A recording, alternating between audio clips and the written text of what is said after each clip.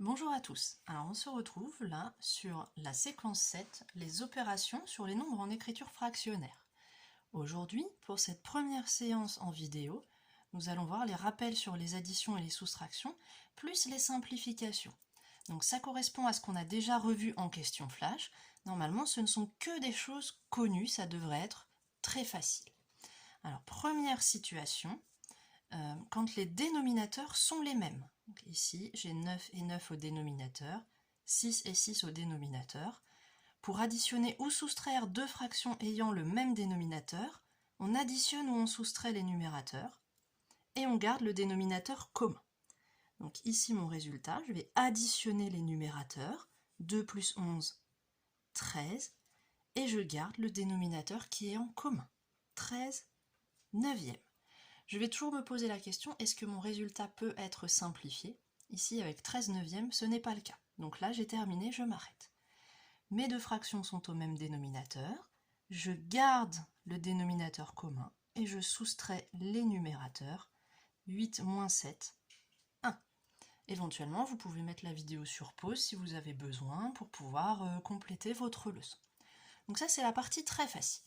On passe à la partie un tout petit peu plus compliquée, quand les dénominateurs ne sont pas les mêmes. Eh bien, on va faire ce que l'on appelle réduire au même dénominateur, et ensuite, on va finir par calculer comme on a fait au-dessus. Donc la première chose à faire, c'est de se demander quel sera le dénominateur commun. Ici, puisque je peux passer de 2 à 6 en faisant 2 fois 3, eh bien, je vais choisir 6 comme dénominateur commun. La première fraction, elle est déjà sur 6. Donc j'ai aucune modification à effectuer, je vais la garder.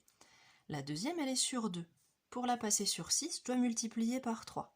Et vous savez que si je multiplie le dénominateur par 3, je dois faire la même chose au numérateur. 7 fois 3, 21. Ensuite, je garde mon dénominateur commun et j'additionne 13 plus 21, 34. Je me pose la question, cette fraction peut-elle être simplifiée? 6 et 34 sont pairs tous les deux, donc je vais pouvoir simplifier en divisant par 2. Ça me fait 34 divisé par 2, 17, 6 divisé par 2, 3. Et là, le résultat ne peut plus être simplifié. On a terminé, et quand il y a plusieurs étapes comme ça, vous savez que j'aime bien qu'on mette un petit coup de fluo au résultat. Deuxième exemple, je me retrouve à faire 3 plus 2 sixièmes. Eh bien, quand je me retrouve avec un nombre entier, on sait que 3, c'est la même chose que 3 sur 1. N'importe quel nombre entier, c'est la fraction sur 1. Je me retrouve avec 1 et 6. Avec 1 et 6, je vais tout mettre sur 6. La seconde fraction, elle est déjà sur 6, donc je n'ai pas besoin de la modifier. La première, eh bien, pour passer de 1 à 6, je multiplie par 6. Si je multiplie le dénominateur par 6, il faut que je fasse la même chose au numérateur. 3 fois 6, 18. 18 sixièmes plus 2 sixièmes, 20 sixièmes. 20 et 6 sont tous les deux pairs, je vais pouvoir diviser par 2. Ça me fait 10 sur 3. Ça ne se simplifie pas plus. J'ai terminé mon calcul. Dernier exemple, j'ai 20 et 5. Alors, j'ai 20 et 6. Alors, je ne peux pas passer de 6 à 20 en multipliant par un nombre. C'est pas possible. Donc, pour chercher mon dénominateur commun, je vais faire une liste de multiples. Les multiples de 6, il va y avoir 6 plus 6, 12, 18, et on continue comme ça. Donc 18 plus 6, 24, plus 6, 30, 36, plus 6, 42, plus 6, 48, plus 6, 54, plus 6, 60.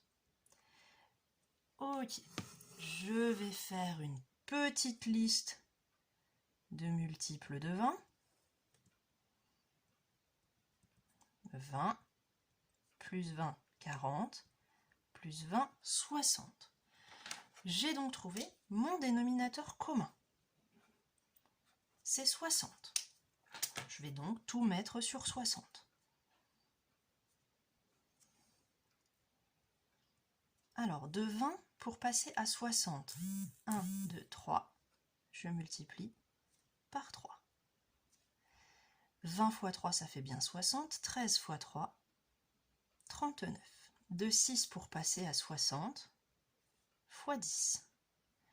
2 fois 10, 20.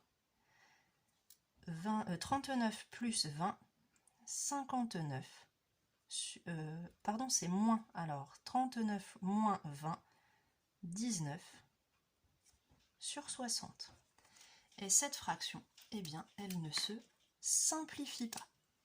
Donc, quand vous pouvez passer du petit dénominateur au grand en multipliant par un nombre, eh bien, on procède comme cela.